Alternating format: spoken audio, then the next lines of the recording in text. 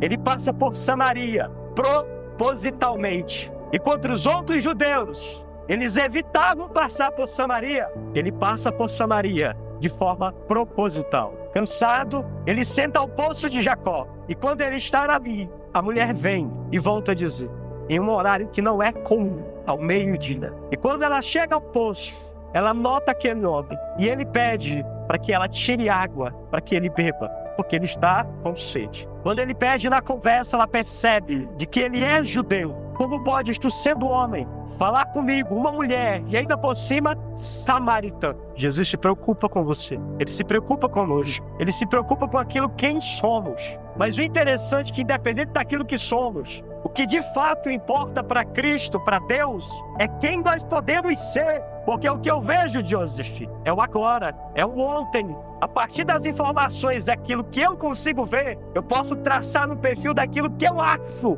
sobre a tua pessoa. Ao ponto que dizem que existe aquele que as pessoas dizem que eu sou, aquele que eu acho que sou, e o único que de fato presta para alguma coisa é aquilo que Deus diz que eu sou. Porque aquele que Deus diz que eu sou, se depositarmos a nossa fé nele, grandes coisas serão realizadas. Jesus vai por Samaria de forma proposital. A mulher com quem ela fala, ela não conhece aquele homem. Mas o homem que conversa com ela, conhece ela muito bem.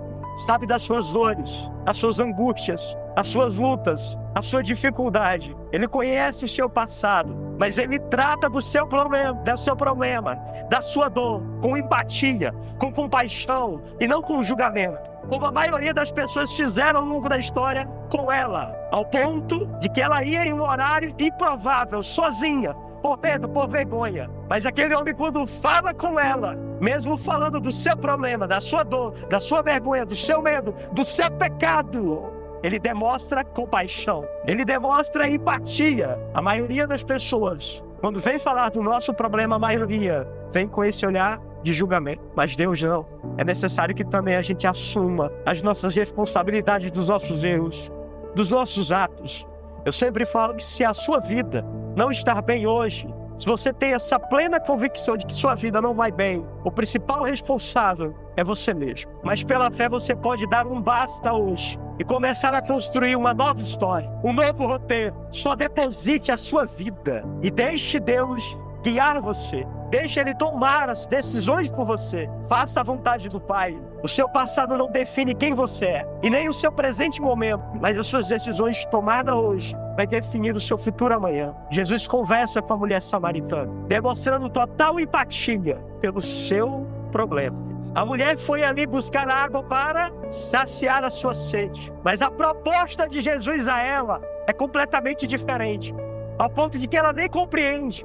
Porque ele diz, se tu soubesse quem fala contigo, tu me pediria água, eu te daria água que jamais tu teria sede novamente. Ela não compreende o que Jesus diz. Jesus estava falando de uma sede interior, da sede da alma. Jesus diz àquela mulher, quando ele fala especificamente do seu passado, de que ela teve 5 relacionamentos. Eu já vi pregadores dizer de que a mulher samaritana era uma prostituta. Mas a Bíblia não relata explicitamente, de forma categórica, sobre isso. Mas o fato de ela ter se relacionado 5 vezes era algo incomum para a época. Era algo que não era normal e nem bem visto para a época. E ele ainda diz de que ela estava no 6º relacionamento e de que a pessoa que ela estava se relacionando não era dela.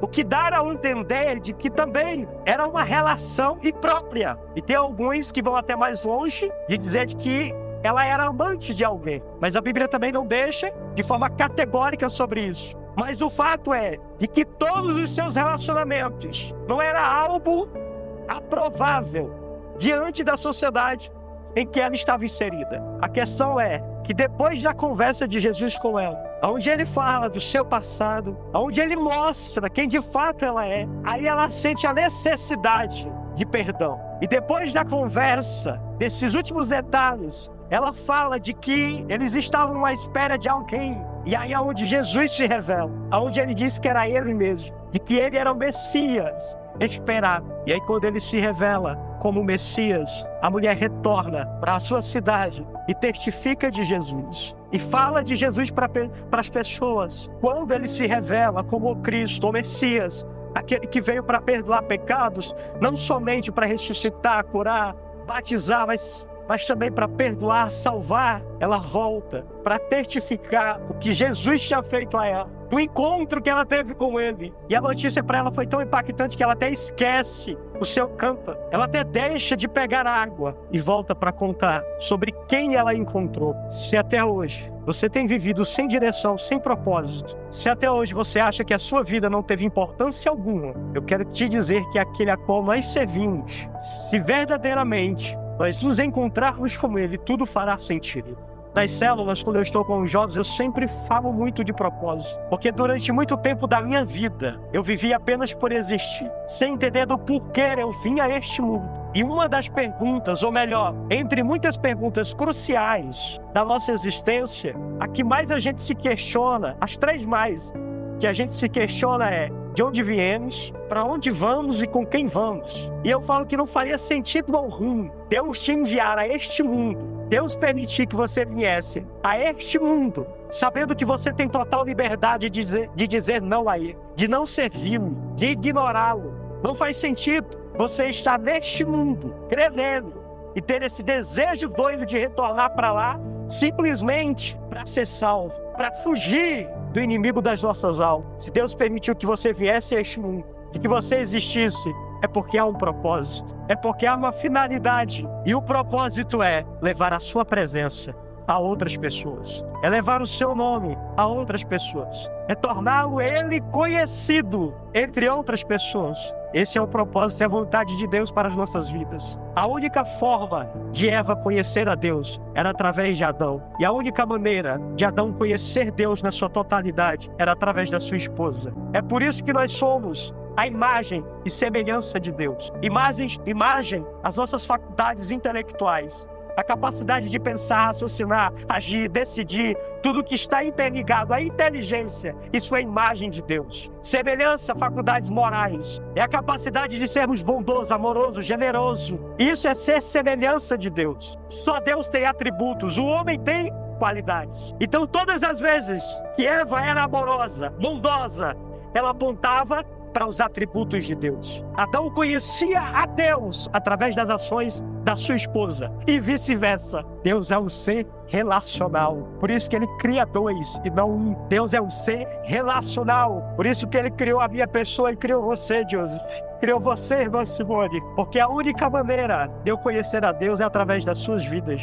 Deus é um ser relacional. Por isso a vontade dele é se tornar conhecido entre nós, por aquilo que fazemos diante das pessoas. É por isso que ele resumiu os 10 mandamentos em 2. Amar a Deus sobre todas as coisas e ao próximo como a nós mesmo. Ele é um ser relacional. E a mulher compreendeu, ela entendeu que o que Jesus tinha feito em sua vida tinha que ser testificado, falado. E ela voltou para sua cidade, não como prostituta, mas como alguém que foi transformada, encontrada, resgatada. Agora ela não sente mais vergonha do seu passado, ela não sente mais vergonha da forma como ela vivia, porque agora ela deu um basta.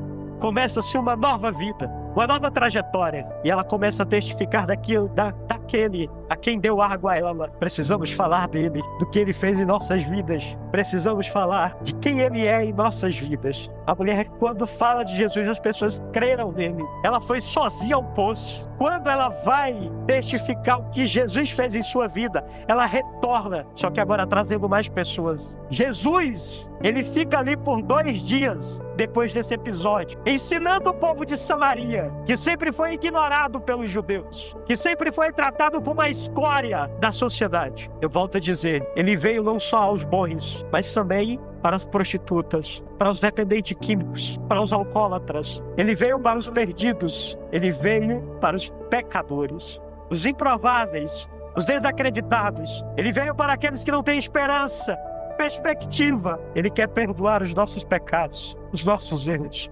Ele quer mudar a nossa história, o nosso rumo.